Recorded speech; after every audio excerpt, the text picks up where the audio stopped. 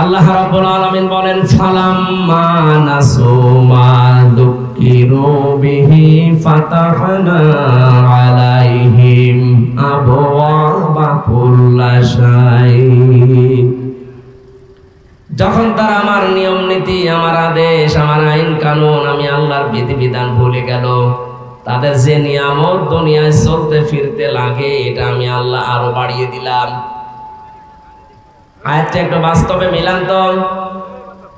2006 সালের এই যে অক্টোবর মাসের 28 তারিখে এই বাংলাদেশে একটা ট্র্যাজেডি ঘটেছিল। লঘি বৈঠা নিয়ে মানুষকে যেভাবে পিটিয়ে মারার পর তার লাশের উপরে ড্যান্স দিয়েছিল, এ দৃশ্য আমি কোনোদিন কোনো কিতাবে বইতে পড়া তো দূরের কথা, শুনিও নাই।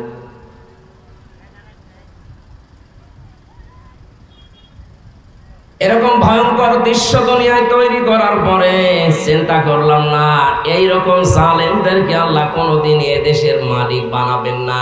কিন্তু 2 বছর পরে দেখলাম আল্লাহ ঠিক রাখে নাই। এই ফাতাহানা এর সরাসরি ফাইল আল্লাহ নিজে। আল্লাহ বলেন, মানুষ যখন আমাকে বলতে আরম্ভ করে, আমার আদেশ যখন ভুলে যায়, তাদের নিয়ামত আল্লাহ কোন বাড়িয়ে দেয়। অথচ সূরা ইব্রাহিমের 7 নম্বর আয়াতে আমরা এর আগে জানি লাইন শাকারতুম লাযিদান্নাকুম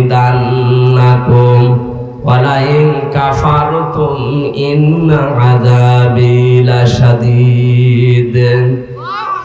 অবশ্যই যারা আমার নিয়ামত পাওয়ার পর শুকরিয়া আদায় করে, ওটা আমি আল্লাহ তাদের জীবনে বাড়িয়ে দেই। সূরা আনামের 44 নম্বর আয়াতের সাথে সূরা ইব্রাহিমের 7 নম্বর আয়াত মিলছে না, কি কন্ট্রাডিকশন না?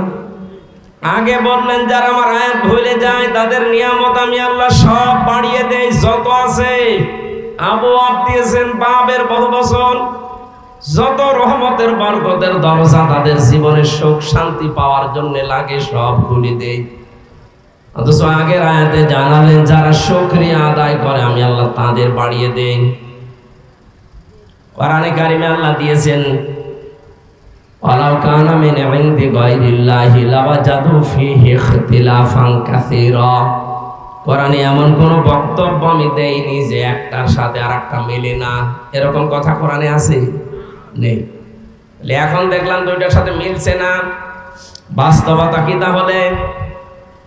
সূরা আনামের 44 নম্বর আয়াত আল্লাহ দিয়েছেন ওই মানুষগুলোর জন্য আল্লাহর নিয়ামত পাওয়ার পরে যারা সত্যি ভুলে গেছে তাদের নিয়ামত আল্লাহ বৃদ্ধি করে দেয় কেন?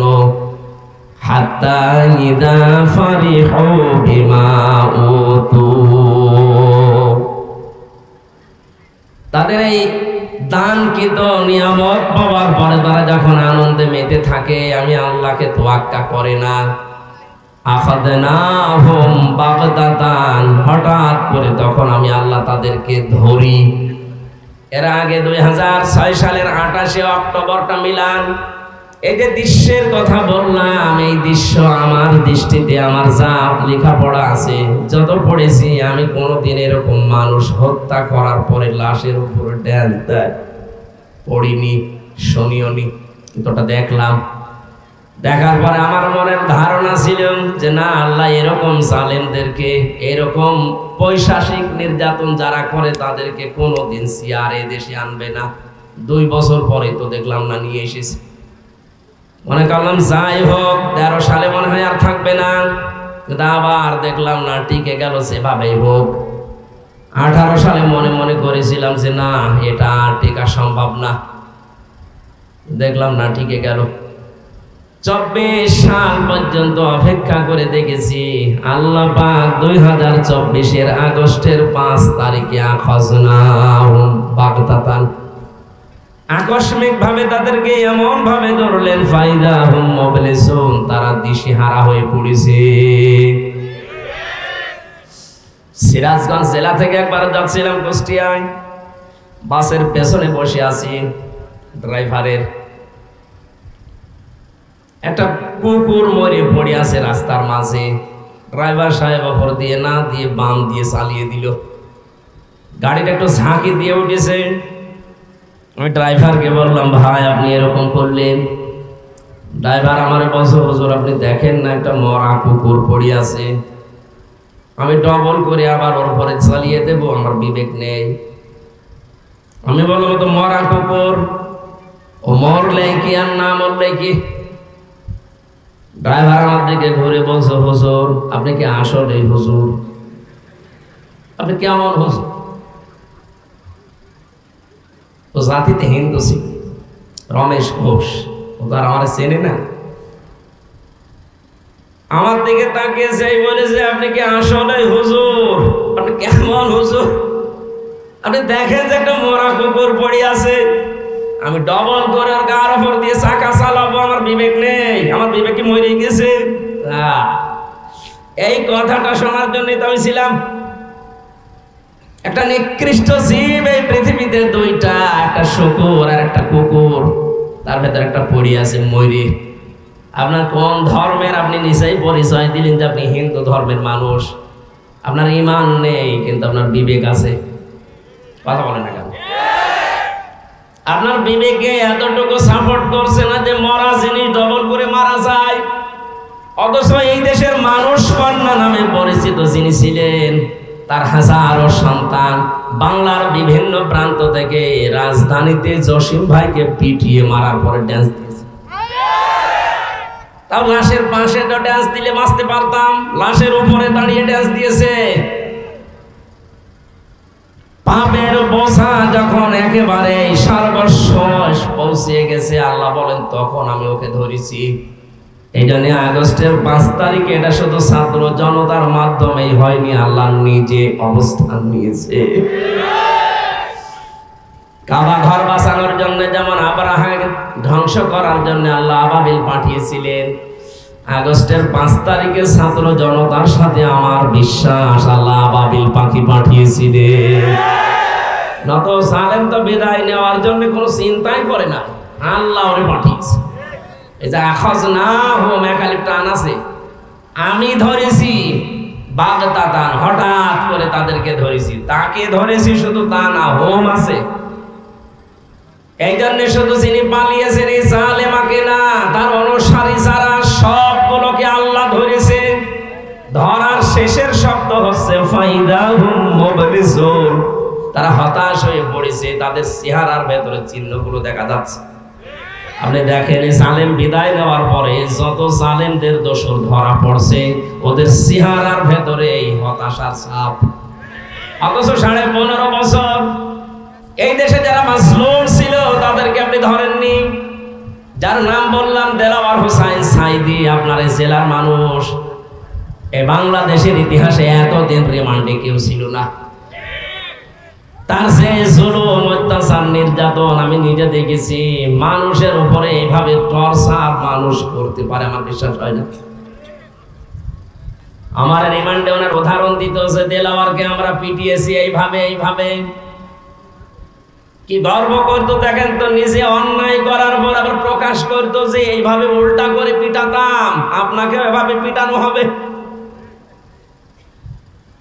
আমাকে রেখেছিল কিন্তু একদিন মাত্র, 10 দিনের ভেতরে একদিন আমার 11 ঘন্টা টাঙিয়েছিল, মাত্র একদিনে আমার শরীর শেষ। এটা এখনো পর্যন্ত আমি স্বাভাবিক না।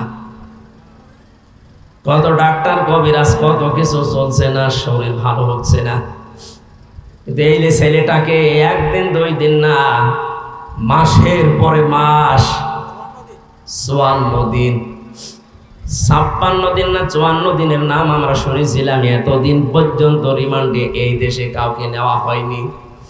আমি 10 দিনের ভেতরে মাত্র একদিন অত্যাচারের শিকার হয়েছি, বাকিগুলো আমাকে শুধু নিয়েছে তো আর ফিরিয়ে নিয়ে আসতো।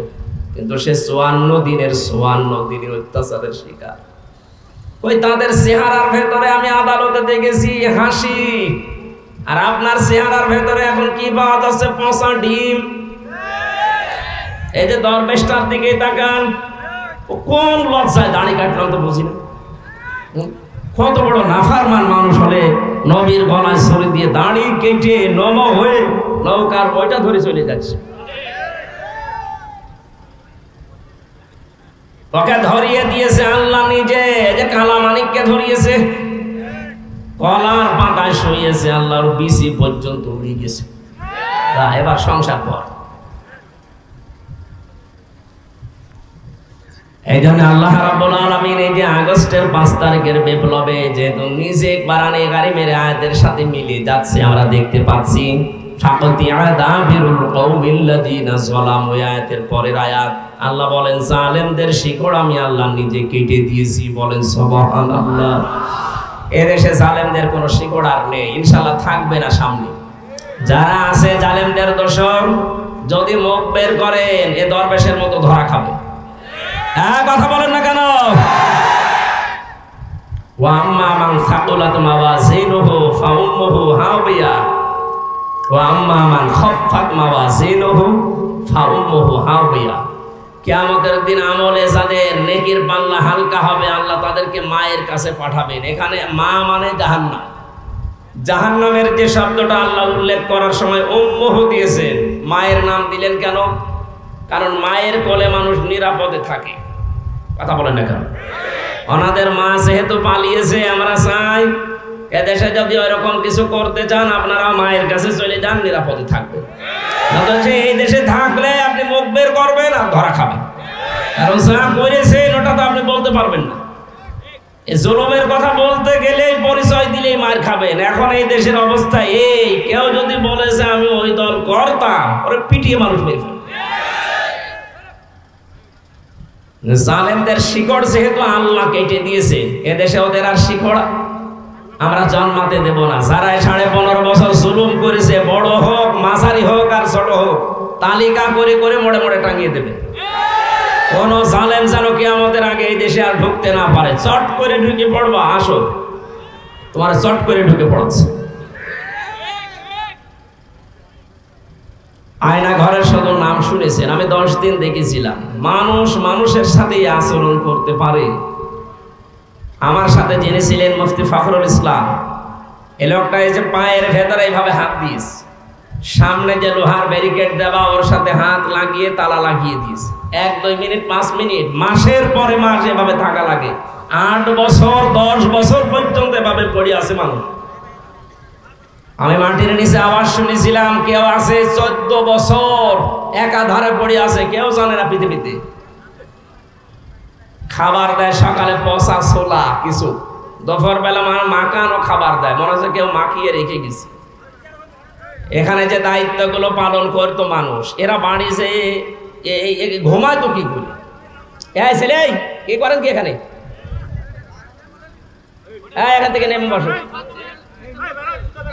নেমে বসো। সব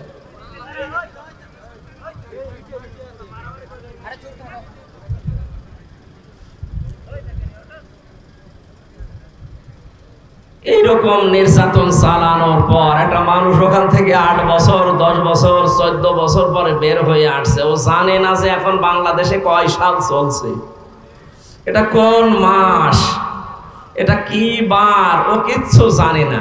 কারণ ওখানে ওইরকম অবস্থায় এইরকম শাস্তি দেওয়া হতো। আপনি চিন্তা করতে পারেন, 2 দিন 3 দিন 5 দিন হলেও মেনে নেওয়া যায়, 8 বছর 10 বছর। মুফতি ফখরুল আমাকে বলতো, ভাই জীবনে আল্লাহকে মাঝে মাঝে বলতাম, আল্লাহ তুমি আমার মরণ দিয়ে দিও, আমি যদি একটু শুইতে পারতাম। আরে ভাই এমনিতেই বসিয়ে রাখলে তো ঘরে মানুষ মরে যাওয়ার কথা। পায়ের ভেতর দিয়ে হাত ভরে দিয়ে সামনে আপনি ব্যারিকেড লাগিয়ে যদি তালা লাগিয়ে দেন, 1.5 মিনিট 2 মিনিট সময় দেয় টয়লেট করা। এই যে শুয়ে থাকা, এটা যে কত বড় নিয়ামত, লোকটার মাজা বাঁকা হয়ে গেছে। আমার 10 দিনে মাজার কাঠি খুলে দেওয়ার উপক্রম, আর ওর 3 মাস একাধারে ওইভাবে 8 বছর, কেউ 10 বছর পরে বের হয়ে আসছে। এইরকম কাজ কারবার করার পরও এখন ওর শর্ট করে ঢুকতে চায়, ওর সাহস কি? আর ওরা যারা জালেমে, এই জালেমদেরকে যারা যে মানুষগুলো এখনো সমর্থন করে, এখনো পর্যন্ত ওদের সাফাই গায় যে আপা আপনি ঘাবড়াবেন না। আমার মনে হয় এদেরকে ওইভাবে ওই ঘরে রাখা দরকার 5 দিন, দেখ কেমন লাগে। নূহ আলাইহিস সালামের নৌকা যখন তিনি ভাসিয়ে দিয়েছিলেন, ওই সময় 3 প্রকার জিনিস তুলেছিলেন, ইমানদারদের আর ওনার আহাল পরিবারের কিছু মানুষ আর পশু পাখি। তখন আল্লাহ রাব্বুল আলামিন দিলেন যে বন্যা, চারিদিকে পানি যখন ফোয়ারা আর আঠা আরম্ভ হয়েছিল, নূহ আলাইহিস সালাম নিজের ছেলেকে যখন ডুবতে দেখছিলেন তখন বলেছিলেন, আল্লাহ এটা আমার ছেলে। আল্লাহ ধমক দিলেন, ওয়ালা তুখাতিবনি ফিল্লাযিনা যালামু। এই 950 বছর তো চেষ্টা করলে ও তো আসে নাই। সুতরাং এখন ওর জন্য আর সাফাই গাওয়া যাবে না, ওর পক্ষে আমি আল্লাহর কাছে কথা বলা যাবে না। জালেমদের পক্ষে কথা বলা নিষেধ কোরআনে। কার নির্দেশ? সুতরাং 15.5 বছর ওরা যা করেছে, অনেকে এখন টাকা খেয়ে তাদেরকে দলে ভিড়াচ্ছে। জালেমদের কোনো ক্ষমা নেই। এই কথা বলে না কেন? কারণ ওদের বিরুদ্ধে আল্লাহ নিজে মামলা দায়ের করবে। সুতরাং শেখ হাসিনা সহ এই দেশের 1628টা চেয়ারে যারা দায়িত্বে ছিলেন প্রত্যেকে আল্লাহর মামলার আসামি। হামজার মামলা দেওয়া লাগবে না, মামলা দেবে কে? এটাকে আমি বানালাম। সূরা সূরা 25 নম্বর পারা 6 নম্বর পৃষ্ঠার 13 নম্বর লাইনের 42 নম্বর আয়াতে আছে, ইন্নামাস সাবিলু আলাল্লাযীনা ইয়াযলিমুনান নাস। আল্লাহ পাক বলেন, অবশ্যই আমি আল্লাহ নিজে মামলা দায়ের করব তাদের বিরুদ্ধে যারা মানুষ হয়ে মানুষের উপরে জুলুম করেছে। ওরা যে 15.5 বছর জুলুম করেছে, যাদের দিয়ে করেছে, এটাকে আবার ওয়াজ করে বোঝানো লাগবে? প্রত্যেকে আমরা এর শিকার, কেউ কম কেউ বেশি। এই জন্য জালেমদের পক্ষে কেউ কথা বলবেন না, সাফাই গাবেন না, এটা আল্লাহর নির্দেশ। কথা বলেন।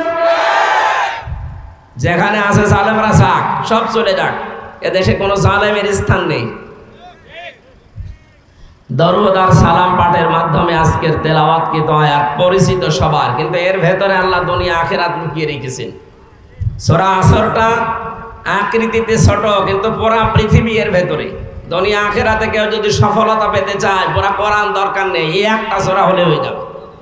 এর ভেতরে যে কথাগুলো আল্লাহ দিয়েছেন, যদি সত্যি আমরা মেনে নিতে পারি, আসল লাভের মুখ আমরা দেখতে পারবো। সুবহানাল্লাহ বলতে পারেন নাই? আজকের আলোচ্য বিষয় হচ্ছে লাভ ক্ষতি। কি বললাম? লাভ মানে ইংরেজি লাভ। ইংরেজি লাভের অবস্থা ভালো? হ্যাঁ, এই জন্য ইংরেজি লাভে যারা আছেন তারা থামেন। বিয়ের আগে যারা ইংরেজি এলভি এই লাভে আছেন তারা থামবেন না চালিয়ে যাবেন? চালাবেন না, থামা লাগবে। এমনকি বিয়ের পরেও যারা পরকীয়া প্রেম এই নাম দিয়ে এই লাভে লিপ্ত আছেন, আপনারা থামবেন। এই এলাকায় আছে কিনা জানি না, পরকীয়া প্রেম করলে সবচাইতে বড় ক্ষতি দুনিয়ার এই যে আপনার চেহারার উজ্জ্বলতা আল্লাহ নষ্ট করে দেবে। দেখেন তো এলাকায় একটু তাকান তো, আশপাশে কার চেহারা এরকম। আশা করছি ইংরেজি লাভে আপনারা থাকবেন না। এ লাভ করা যাবে তখন যখন বিয়ে হয়ে যাবে, বিয়ের আগে কোনো লাভ নেই। কথা মনে থাকবে ইনশাআল্লাহ। তাহলে আজকে সূরা আসরের আলোচ্য বিষয় হচ্ছে লাভ ক্ষতি। কি বললাম বলেন তো? আমরা সবাই লাভ চাই না?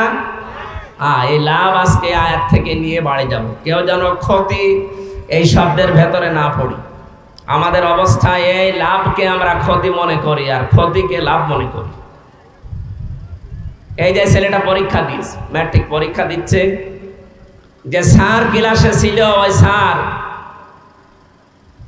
দেখছে ছেলেটা লেখছে, এইভাবে লিখলেও 33 মার্কও পাবে না। লিখতে লিখতে যখন শেষ, পরীক্ষার রেজাল্ট বের হবে, রেজাল্ট বেরও হয়েছে।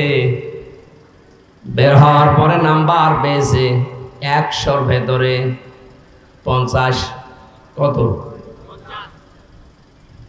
ওকে এতদিন পর্যন্ত যারা লেখাপড়া করিয়েছে, প্রাইভেট পড়িয়েছে, ওর বাড়ির সদস্য যারা চিন্তা করছে না এ তো ওই রকম না, কি করলো জীবনে 100-র ভেতরে মাত্র 50 পেয়েছে, এত খরচ করলাম এর পেছনে, এর জীবনটা মনে হয় আর সফলতার দিকে গেল না, এ ব্যর্থ। ঠিক ওই রকম আর একটা ছেলে পরীক্ষা দিয়েছে, ও কিছু লেখে নাই, সাদা খাতা জমা দিয়েছে। সাদা খাতা জমা দেওয়ার পরেও নাম্বার পেয়েছে 80। কত? সে যেভাবেই হোক এলাকার মানুষ ওকে দেখে বলে এ ছেলেটা সফল, লেখাপড়াটা করতে দেখি না। শুনেছিলাম যারা গার্ডে ছিল তারা এসে শিক্ষকরা বলেছে সাদা খাতা জমা দিল, অথচ নাম্বার পেল 80। কি করে অত সফল মনে হয়? আর একটা ছেলে পরীক্ষা দিয়েছে, ওই ছেলেটা পরীক্ষা দেওয়ার সময় লিখেছে মন মতো। শুধু মন মতো না, পরীক্ষায় লেখা দরকার 10টা প্রশ্নের ভেতরে 5টা আগের রাতে নকল করেছে মন মতো। ওইগুলো দেখে দেখে করতে করতে 10টার ভেতরে 10টাই দিয়ে ফেলেছে। রেজাল্ট যখন বের হচ্ছে ঠিক ওই সময় দেখা গেল একেবারে 100-র ভেতরে 99 পেয়েছে এক একটা সাবজেক্টে। দুনিয়ার সবাই বলছে সফল। এবার আপনি এই যে 3 জনের নাম বললাম, বলেন তো 3 জনের ভেতরে আসলে সফল কে? 50। ওর সুযোগ ছিল নকল করার, দেখে লিখার, কাউকে দেখায়নি, দেখেওনি। যতটুকু যোগ্যতা আছে লিখে দিয়েছে, এই জন্য 100-র ভেতরে মাত্র 50 পেয়েছে। দুনিয়ার মানুষের তুলনায় চর্ম চোখে দেখতে যদিও ক্ষতি মনে হচ্ছে, ব্যর্থ মনে হচ্ছে, এইটাই আসলে কিন্তু লাভবান। আর যেটা সাদা খাতা জমা দিয়ে যাওয়ার সময় হেড স্যারকে বলেছিল, স্যার খাতা জমা দিলাম তাতে কি, আমার এই মাজার দিকে তাকান। স্যার তাকিয়ে দেখে এখানে একটা নল। কি স্যার বলছে তুই বাড়ি চলে যা, তুই এমনি পাস, এই জন্যই তো 80 পেয়েছে। আর যে ছেলেটা আগের রাতে সব কিছু নকল করে মন মতো লিখতে লিখতে 5টার জায়গায় 10টা লিখেছে, ওর তো পাওয়ার দরকার ছিল খুব বেশি হলো 99 এক একটা সাবজেক্টে। কিন্তু 5টার ভেতরে 10টা প্রশ্ন লিখেছে। এখানে যারা নাম্বার দেবে স্যার দিতে দিতে দিয়েছে 110। জনগণ জিজ্ঞাসা করছে, স্যার ও ছেলে যত ভালো ছাত্র হোক ও 100-র ভেতরে নাই 100 পেতে পারে, ও 110 পায় কি করি? স্যার বলছে ও ছেলে পায়, আমি করবো কি? আমার মনে হয় 15.5 বছরে এই উদাহরণের সাথে বাস্তব অনেক মিল আছে। অনেকে শুধু মাজার দিকে তাকাতে বলেছিল, আর অনেকে একেবারে সুযোগ পেয়ে দিনের ভোট রাতে করে নিয়েছিল। তারা মনে করতো আমরা সফল। আপনি কি সফল? আপনি যত ভালো ছাত্র হন না কেন, যত ভালো করে লেখেন, 100-র ভেতরে 99-এর উপরে পাওয়া সম্ভব না। এক কথা বলেন না কেন? আপনি যদি 110 পান তো কি করেছেন আপনি? তাম দুনিয়ার সব মানুষ যদি এসে বলে যে না ইনি সফল, আল্লাহর কসম আমরা যারা বিবেক আছে আমরা বলবো উনি ব্যর্থ। গতকাল আমিরে জামাতের কাছে প্রশ্ন দিয়েছে সাংবাদিকরা, আওয়ামী লীগ যদি ক্ষমতা নির্বাচনে আসে আপনারা কি বলেন? নির্বাচনে আসবে মানে ওরা কি জীবনে নির্বাচন চেয়েছে? নির্বাচন যদি চাইতো 15 বছরের ভেতরে অবশ্যই নির্বাচন দিত। একবার তো এমনিতে 154 জন, আর একবার রাতের ভোট। দিনের ভোট রাতে হয়নি? যারা নির্বাচন চায় না তাদেরকে যদি আপনি জোর করে নিয়ে আসতে চান নির্বাচনে, তাহলে তাদের উপরে জুলুম হবে। এটাও একটা বৈষম্য। এক কথা বলে না কেন? এই জন্য যারা চায় না সেটা তাদেরকে দিয়ে জোর করে করানোর দরকার নেই, ওদের বাদ দেন। ওরা তো চাইনি, চাইলে 15 বছরে চাইতো না। এই জন্য লাভ ক্ষতি আসল কোনটা আমরা আজকে লাভ ক্ষতি দেখে তারপরে ইনশাল্লাহ বাড়ি যাব। সূরা আসরে আল্লাহ প্রথমেই কসম দিয়েছেন সময়ের। কিসের কসম দিয়েছেন? আমি এই শব্দটা নিয়ে চিন্তা ভাবনা করলাম, সময়ের কসম আল্লাহ কেন দিলেন? তাকিয়ে দেখলাম তামাম দুনিয়ার সব কিছুর তুলনায় মানুষের জীবনের দামি সময়। সময় আছে বলে হামজা এখানে বসে আছে। আমার জীবনে যদি হায়াত নামক এই সময় নামক বিষয়টা না থাকে, এখানে না আমার এখনই মাটির নিচে থাকা লাগবে। সুতরাং এই সময় নামক এই হায়াত নামক যে নিয়ামত, এই সম্পদ, এটা যেহেতু আসল সম্পদ, এটা আমাদের সবার এখন আছে না নেই? যাদের নেই তারা কোথায়? কবরে। বলেন বলেন কোথায়? যেহেতু এটা দিয়েছে আমার দলের লোক, আমার নেতা, পীর সাহেব, বক্তা, কে দিয়েছে বলেন তো?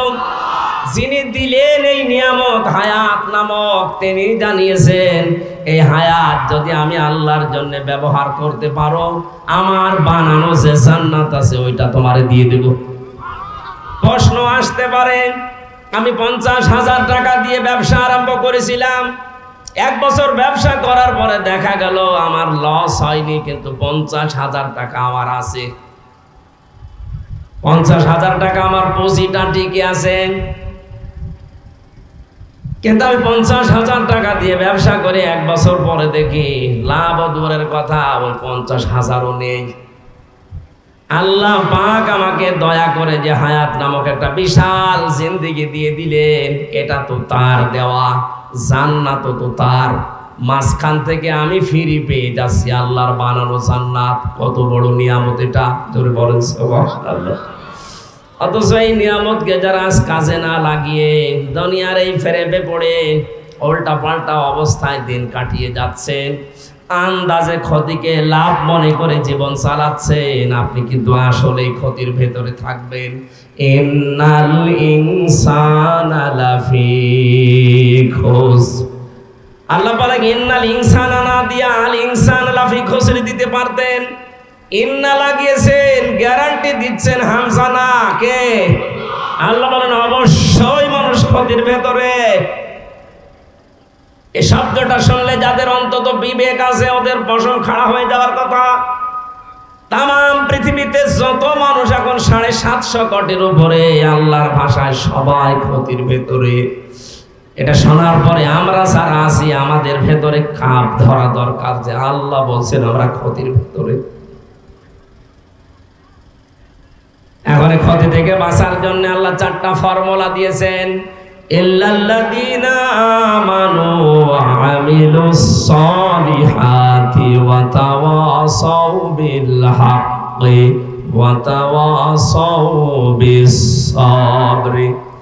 দুনিয়াতে যদি 4টা গুণকে অর্জন করতে পারে, এই যে বিশাল ক্ষতি, এই ক্ষতির হাত থেকে আল্লাহ তাকে বাঁচিয়ে দিবেন। তার মানে বাঁচিয়ে দেওয়া, আল্লাহর জান্নাত পাওয়া। জোরে বলেন সুবহানাল্লাহ। আমাদের জীবনের আসল হার জিত যেহেতু এখন না, নির্বাচন হবে সামনে, কেউ হেরে গেল কেউ জিতে গেল, এসা কিন্তু আসল না। আমাদের জীবন আসল হার জিত হচ্ছে চোখ বন্ধ হওয়ার পর। এক কথা বলেন না কেন? ফামান যুহজিহা আনিন নারি ওয়া উদখিলাল জান্নাতা ফাকাদ ফাজ ওয়ামাল হায়াতুদ দুনিয়া ইল্লা মাতাউল গুরুর। খুব খেয়াল করে মন দিয়ে শোনেন, কোরআনের আয়াত যদি কাউকে পথ দেখাতে না পারে, হেদায়েত দিতে না পারে, কারো যদি মনের পরিবর্তন করতে না পারে, বুঝতে হবে ওর কপালে হেদায়েত বলে আর কিছু নেই। এদের খুব স্থির ভাবে নিজের মনে করে শোনেন। আল্লাহ বলেন যে মানুষকে আমি আল্লাহ জাহান্নামের কাজগুলো থেকে আস্তে আস্তে দূরে সরাতে সরাতে জান্নাতের কাজের দিকে আস্তে আস্তে এগিয়ে দেই, এই লোকটার জীবন সফল। আপনি একটু নিজের দিকে তাকিয়ে ভাবেন তো, জাহান্নামের কাজগুলো থেকে আস্তে আস্তে সরিয়ে এসে জান্নাতের কাজের দিকে আপনি যেতে পারছেন কিনা? আগে রাসূলের আদর্শ মানতেন না, এখন আপনি আরম্ভ করেছেন। নবীজি বলেন আল কাজ্জিসু মান দানা নাফসাহু ওয়া আমিলা লিমা বাদাল মাউতে। ওই লোকটাই তো সবচাইতে বড় বুদ্ধিমান, যে লোকটা আখিরাতের জন্য কাজ করে। ওয়ালা আজিজু মান আতবা নাফসাহু হাওয়া ওয়া তামান্না আলাল্লাহ। ওই লোকটা বড় নির্বোধ, যে লোকটা আখিরাতের কোনো সঞ্চয় করে না, তৈরি করে না পুঁজি, আন্দাজে ভরসা করে বসে আছে আমি নবীর উম্মত, মাপ পেয়ে যাব। এরকম মানুষ দেশে নেই? আমরা ওই তালিকায় থাকতে চাই না। এই দুনিয়ার হায়াত নামক এই যে পুঁজি, এই যে বিশাল সম্পদ আমার হাতে আছে, এটা আমি আজ কাজে লাগাবো। যতদিন চোখটা বন্ধ না হয় এমন এমন কাজে আঞ্জাম দিয়ে যাব যেন মরণের পরে জান্নাত আমাদেরকে ডাকতে থাকে। বলেন আমিন। কিয়ামতের ময়দানে জান্নাত হযরতে আবু বকর সিদ্দিককে ডাকতে থাকবে। কেন? এই পৃথিবীতে কোরআনে কারীমকে এক জায়গায় করার জন্য তিনি উদ্যোগ নিয়েছিলেন। বাংলার মুসলমানেরা সারা জীবনে হাদিসটা আমিও শুনেছি। এখান থেকে যেটা নেওয়া দরকার এটা আমরা নিতে পারিনি। না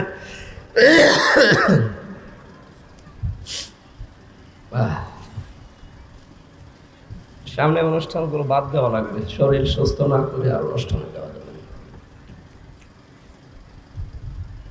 হযরতে আবু বকর আমাদের মতো একজন মানুষ, রক্ত মাংসে গড়া, অথচ জান্নাত তাকে ডাকতে থাকবে। তার ব্যাপারে কথা কেন? তিনি কোরআন কেন এক জায়গায় করেছিলেন? কিয়ামত পর্যন্ত শত মানুষ এই পৃথিবীতে কোরআনে কারিম পড়বে, কোরআন বুঝবে, কোরআন প্রতিষ্ঠার জন্য চেষ্টা চালাবে, তার একটা করে সওয়াব আবু বকরের আমলনামায় যেতে থাকবে। আমাদের এই ছোট্ট জীবনে এরকম একটা কিছু করা দরকার। আমি হয়তো 50 বছর পরে দুনিয়া থেকে বিদায় নেব, কিন্তু কিয়ামত পর্যন্ত আমার আমলনামায় যেন সওয়াব আবু বকরের মতো যেতেই থাকে। এই অনুষ্ঠানটা যারা চালু করেছিলেন, এটা যদি টিকে থাকে কিয়ামত পর্যন্ত, 100 বছর পরে হয়তো এখানে যারা আছে আমরা একজনও এখানে থাকবো না, সব মাটির নিচের বাসিন্দা। কথা বলে না কেন? নতুন মানুষ এখানে এসে এই জায়গা চাষ করবে। তারা যদি বছরে বছরে কোরআনের এই অনুষ্ঠান করে, যত মানুষ শুনবে, সেই কয়টা অক্ষর এখানে তেলাওয়াত হবে, যারা এখানে আনসাম দিয়েছিল তাদের কবরে কিয়ামত পর্যন্ত ফিলাক্সিলোড হয়ে যেতেই থাকবে। যেন আমরা আবু বকরের মতো কিছু কাজ করতে চাই দুনিয়ায়। ও ঠাকুরগাঁওবাসী, আপনি আয়াতটা মিলিয়েছেন যে আস্তে আস্তে জাহান্নামের কাজকে আপনি ছেড়ে দিতে পারছেন, জান্নাতের কাজগুলোতে আঞ্জাম দিতে পারছেন আপনি। কোন মানুষ যদি পৃথিবীতে শুধু আল্লাহর হুকুম মানে, কিন্তু তার প্রেরিত পুরুষ রাসূলুল্লাহ, এই পৃথিবীতে যত রাসূল আল্লাহ পাঠিয়েছিলেন, আল্লাহর রাসূলদেরকে না মানে, নবীদেরকে না মানে, আল্লাহকে মেনে যদি বিদায় নিতে চায়, ওর মরণ হবে ফেরাউনের মতো। আমি তাফসিরে ইউনুস, তাফসিরে সূরা ইউনুসের 90 নম্বর আয়াতে পড়েছি, ফেরাউন যখন ডুবে যাচ্ছিল, একটু খেয়াল করে শুনবেন, কারণ এটা বাংলাদেশের সাথে মিলে যাবে। ও যখন ডুবে যাচ্ছিল, হাত্তা ইযা আদরাকাহুল গরক আন্নাহু লা ইলাহা ইল্লাল্লাযী আমানাত বিহি বানু ইসরাঈল ওয়া আনা মিনাল মুসলিমিন। ও ডুবে যাওয়ার সময় একবার যখন নিচে চলে যায়, আবার উপরে ওঠে, আবার নিচে যায়। এই সময় একবার বলেই ফেলেছিল, আল্লাহ আমি ঈমান আনলাম, যার উপরে বনি ইসরাইলরা ঈমান এনেছে, আমি তো মুসলমান। এখানে সত্য একটা শিক্ষা আছে। ওই জামানার প্রেরিত পুরুষ যিনি ছিলেন হযরতে মুসা আলাইহিস সালাম, তিনি একদিকে নবী আর একদিকে রাসূল। কথা বুঝতেছেন? তিনি একদিকে নবী ছিলেন আর একদিকে রাসূল ছিলেন, কারণ বড় কিতাবের ভেতরে তিনি একটা পেয়েছিলেন, তাওরাত। ও ঠাকুরগাঁওবাসী, এইটা আজকের আলোচনার মূল বিষয়, খুব ভালো করে শোনেন। এই লোকটা কিন্তু আল্লাহর ওয়াহদার একাত্মবাদের স্বীকৃতি দিল এই পানিতে ডুবে যাওয়ার সময়, যে আন্নাহু লা ইলাহা ইল্লাল্লাযী। ও যদি এরপরে মূসা কালিমুল্লাহ শব্দটা বলতো, আল্লাহ ওরে মাফ করে দিত।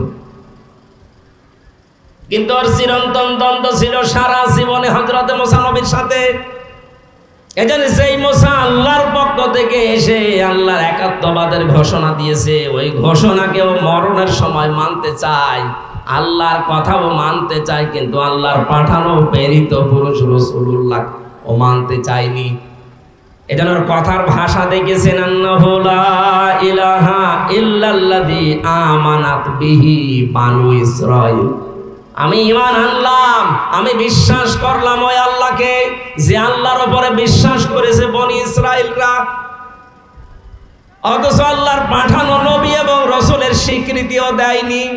এখান থেকে তাফসিরে ফি জিলালিল কোরআনে মুফাসসির প্রমাণ দিয়েছেন, কোন মানুষ যদি কিয়ামত পর্যন্ত এই পৃথিবীতে যারা আসবে, এরা যদি আল্লাহর বিধান কিছু কিছু মেনেও নেয়, কিন্তু রাসূলুল্লাহর আদর্শ যদি ওরা না মানে, ওই মানুষগুলোর মরণ হবে ফেরাউনের মতো। এদেশে আজ হাজারো মানুষ আমরা দেখছি, তারা আল্লাহর হুকুমে নামাজ পড়তে যায়, রোজা রাখতে চায়, হজও করে আসে বছরে বছরে, কিন্তু রাসূলুল্লাহ যে কোরআন দিয়ে 10 বছর রাষ্ট্র চালিয়েছিলেন, এইটা তারা রাজনীতি মনে করে এড়িয়ে যায়। এরপরও যদি না বোঝার ভান করে থাকেন, আপনার খবর আছে। ওই লোকটা তো আল্লাহর স্বীকৃতি দেওয়ার পরে রিসালাতের স্বীকৃতি না দিয়ে জাহান্নামী হয়েছে, আপনিও তাই হবেন। আজ যারা বলে আমি নামাজ পড়ি না, আমি রোজা রাখি না, আমি হজ করে এসেছি, আরে ভাই আপনি যা মানছেন এগুলো তো আল্লাহর বিধান, আল্লাহর প্রেরিত পুরুষ এই জামানার জন্য কে? মুহাম্মদ রাসূলুল্লাহ। এই এখান থেকে শুরু করে না কিয়ামত পর্যন্ত আল্লাহর প্রেরিত পুরুষের নাম মুহাম্মাদুর রাসূলুল্লাহ। সুতরাং আপনি ভুল পথে আছেন।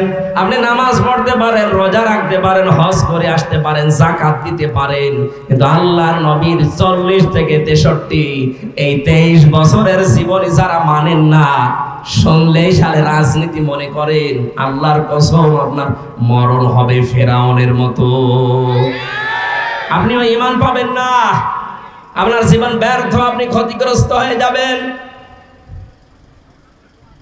একটা উদাহরণ দিচ্ছি, এদিকে তাকান।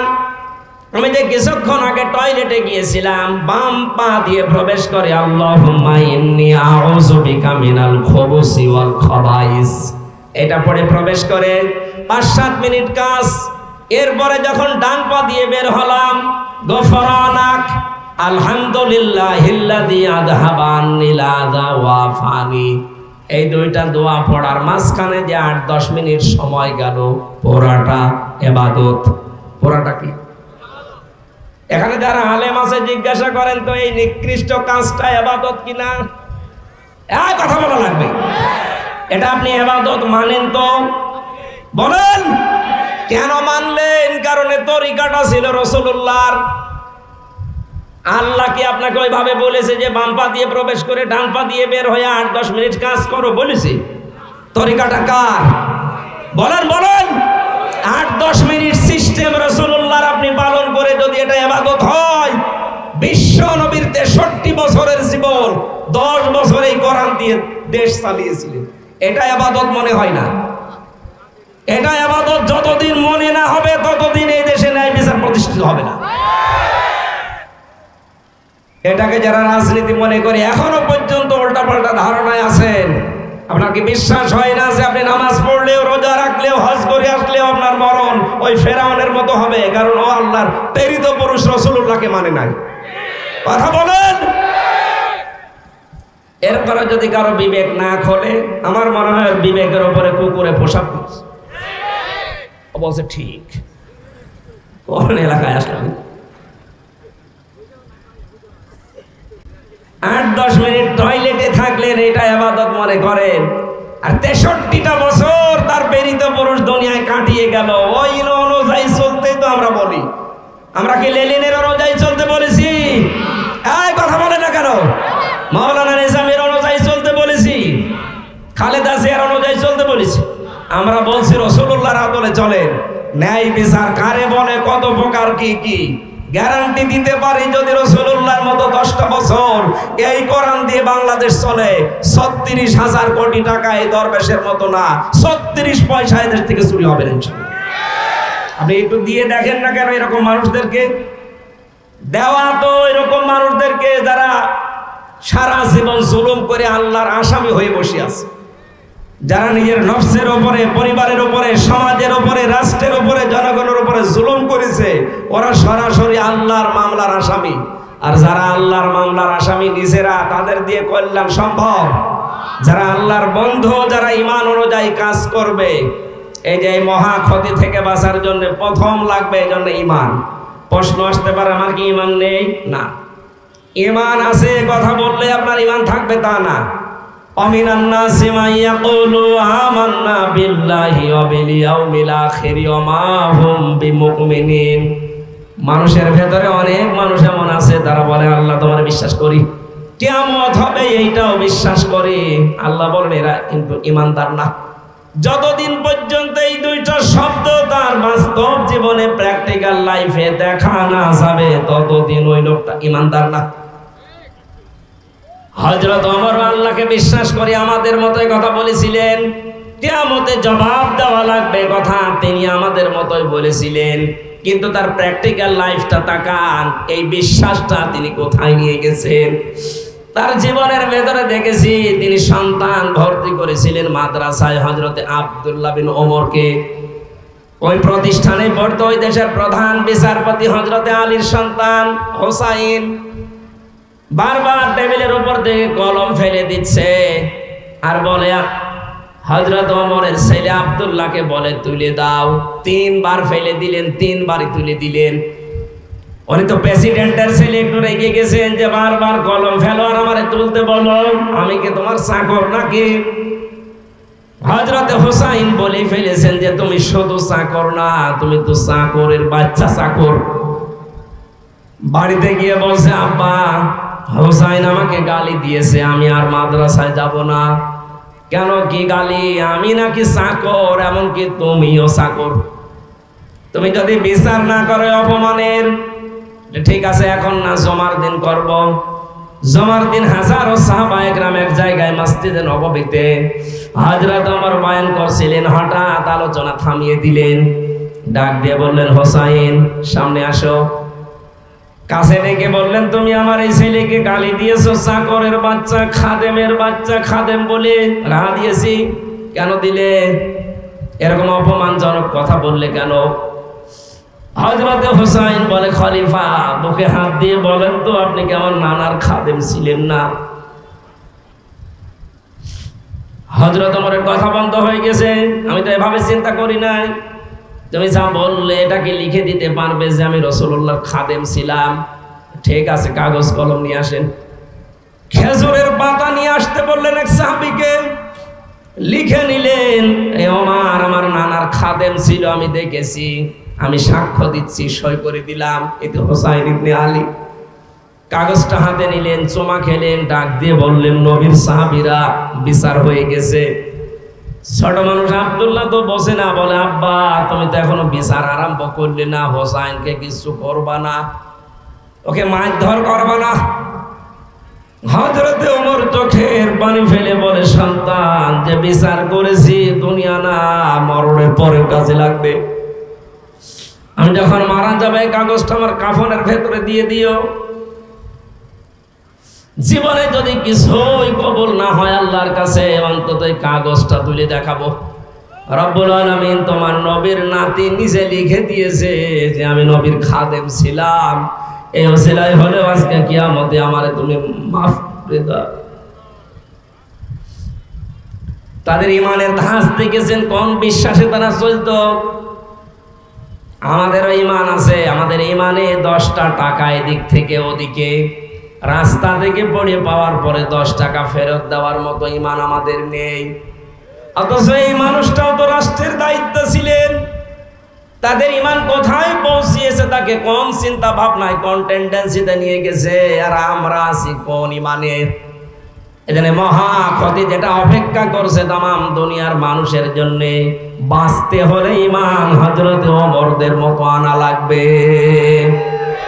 কোন মানুষ যদি ইমান আনে তাকে কমপক্ষে 7টা জিনিস দুনিয়ায় মেনে চলতে হয়। ওই যে কায়দায় ছোটবেলায় হুজুর আমাদেরকে পড়িয়েছিল, ওই সময় বুঝি নাই, কিন্তু এখন বুঝতেছি। ওই সময় এক বাক্যে আমাদেরকে ছোটবেলায় কায়দা পড়তে গেলেই পড়িয়েছে আমানতু বিল্লাহি কামা হুয়া বিআসমাইহি ওয়া সিফাতিহি ওয়া ক্বাবিলতু জামিয়া আহকামিহি ওয়া আরকানিহি। এই কথা পড়েননি? কি বলেছিলেন আপনি? আমানতু বিল্লাহ, আমি বিশ্বাস করি, ঈমান আনি এমন আল্লাহর উপরে, কামা হুয়া, যার অস্তিত্ব আছে। পৃথিবীর অন্যান্য ধর্ম যারা মেনে চলেন তাদের সাথে আমাদের ইসলামের এই কারণে মিল নেই, কারণ আমরা এমন আল্লাহকে বিশ্বাস করি যার অস্তিত্ব আছে। প্রশ্ন আসতে পারে হিন্দুরা যে 12 মাসে 13 পূজা করে, ওদের 33 কোটি দেবতা, ওদেরও তো অস্তিত্ব আছে। হ্যাঁ আছে। আমাদের আল্লাহর যেমন অস্তিত্ব আছে, ওনাদের দেবতার অস্তিত্ব তো তাও দেখা যায়, আমাদের তো দেখা যায় না। মেনে নিলাম প্রথমটা নাই মিলেছে, পরের গুলো মিলান তো মেলে কিনা? বিআসমাইহি, আমরা এমন আল্লাহর উপরে ঈমান এনেছি যার শুধু অস্তিত্ব না, তার নাম আছে। নাম নেই? বলেন না কেন? এখন হিন্দুরা তো এই কথা বলবে যে হ্যাঁ আমরা যার ইবাদত করি তারও নাম আছে।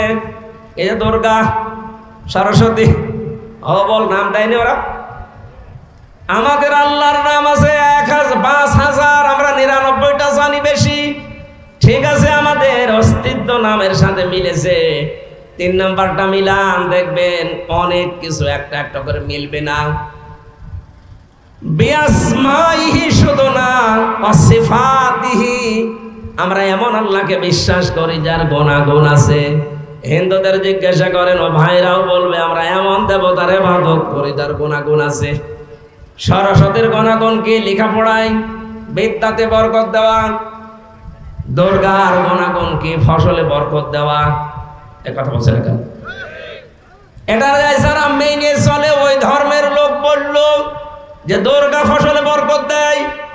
কিন্তু আমার ধর্মের কোন মানুষ যেটা আল্লাহকে বিশ্বাস করে বলে আমাদেরকে শোনায়, সেই মানুষটা যদি বলে ফসলে বরকত হয়েছে দুর্গার কারণে, তার ঈমান থাকার কথা।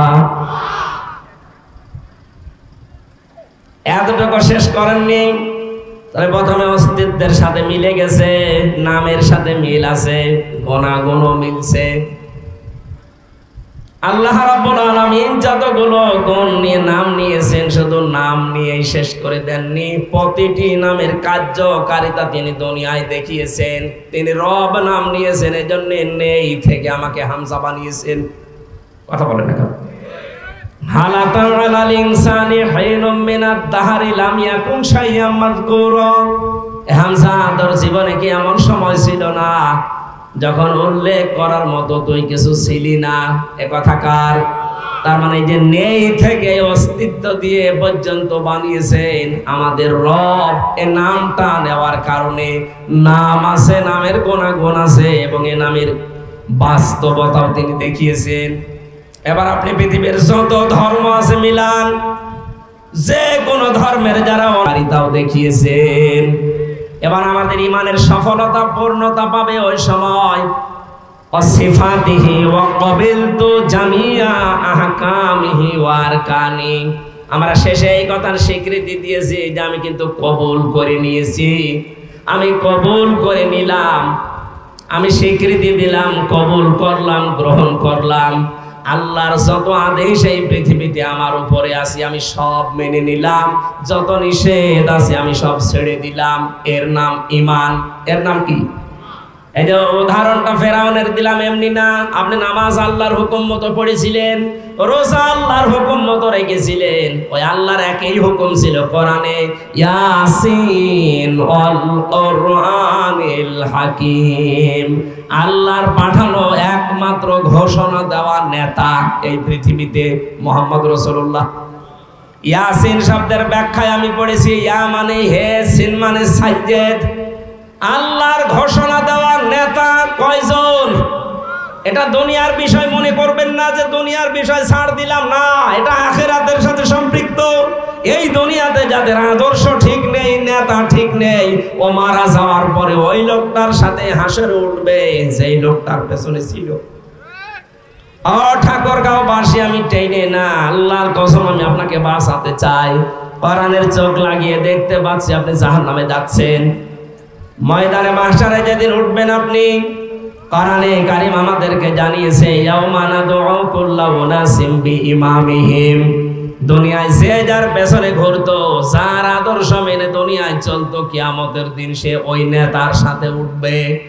এবার আপনি বলেন তো এটা দুনিয়ার বিষয় হয় কি করে? এরপরও কি আপনার বিবেকে নাড়া দেয় না? কিয়ামতে আপনি উঠবেন ওই লোকটার সাথে যাকে দুনিয়ায় আদর্শ মনে করে চলতেন। এবার আপনার বিবেকের কাছে আমার প্রশ্ন, আপনি যাকে মেনে চলেন বলেন, এই লোকটা যদি কিয়ামতে আপনার সামনে থাকে, আপনি পেছনে, কি মনে হয় আপনার? ওকে দেখে আল্লাহ মাফ করার মতো, কারণ আপনি তার চরিত্র না জানতে পারেন। ওর চরিত্র, ওর পোশাক আশাক, ওর সোরাত সিরাত কে জানে? আরো জোরে বলেন।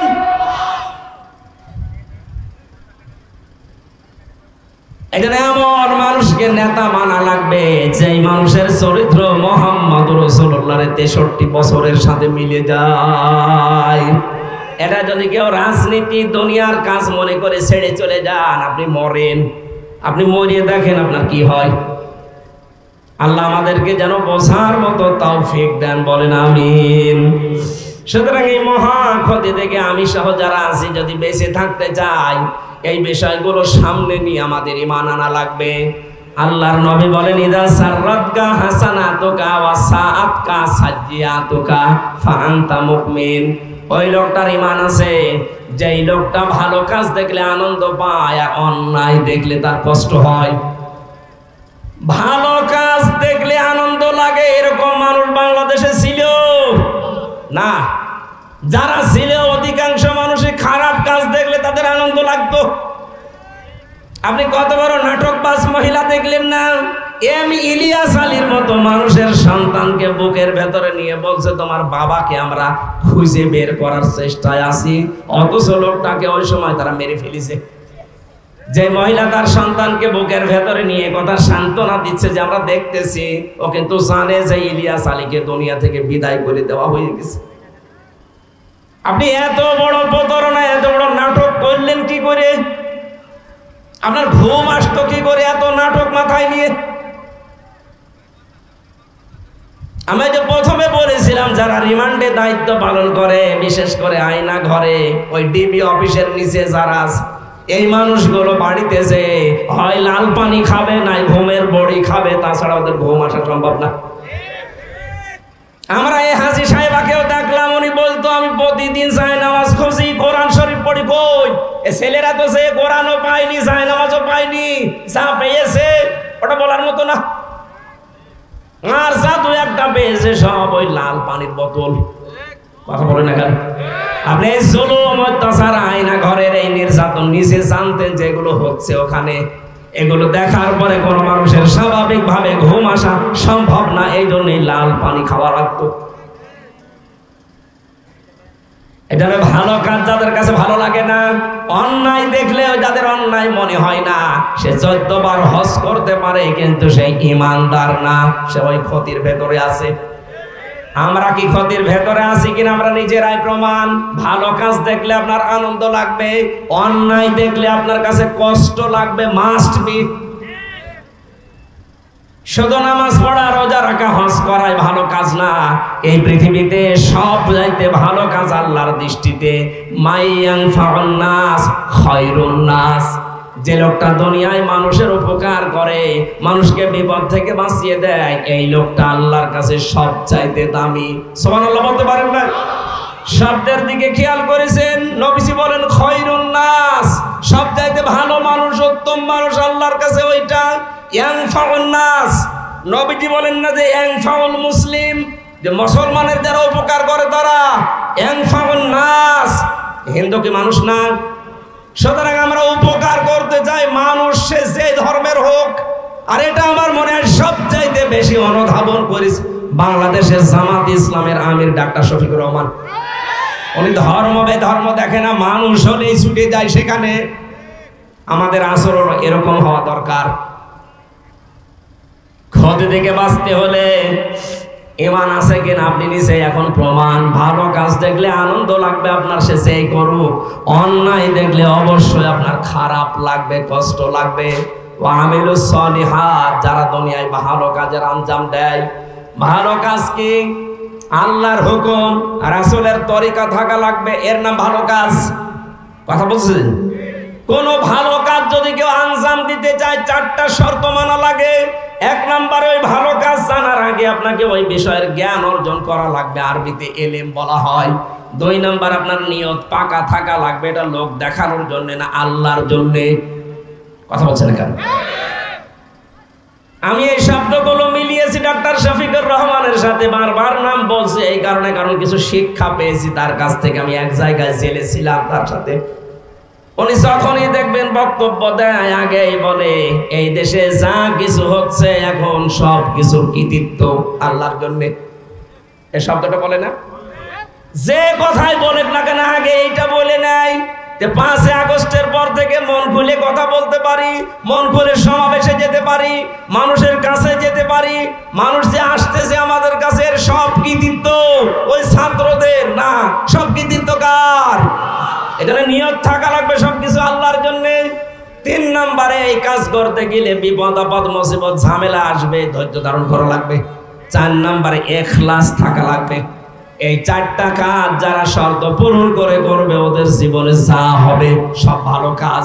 এমনকি যদি ওই স্ত্রীর সাথে হাসি মুখে কথা বলে সেইটাও ভালো কাজ। সুবহানাল্লাহ বলতে পারেন না? অথবা সবিল হক, হকের দাওয়াত দেওয়া লাগবে। এই পৃথিবীতে সবচাইতে বড় হক এই কোরআন। সুতরাং দাওয়াত দিতে হলে কি দিয়ে দেওয়া লাগবে? আজ যেই বন্ধুরা কোরআন বাদ দিয়ে দাওয়াত দিচ্ছেন, বিশ্ব নবী 1 থেকে 40 বছর পর্যন্ত তিনি কিন্তু ভালো কাজ করেননি তা না, করেছিলেন? করেননি? 17 বছর বয়সে যে দল গঠন করলেন হিলফুল ফজল, এর মাধ্যমে কত ভালো কাজ করেছিলেন, কিন্তু পুরা আরব জাহানে তার কোনো শত্রু ছিল না। এই নবী যখন কোরআন পেলেন 40 বছর বয়সে, 40 থেকে 63 এই 23 বছরে তাকে 82 বার হত্যা করার জন্য চেষ্টা চালিয়েছে।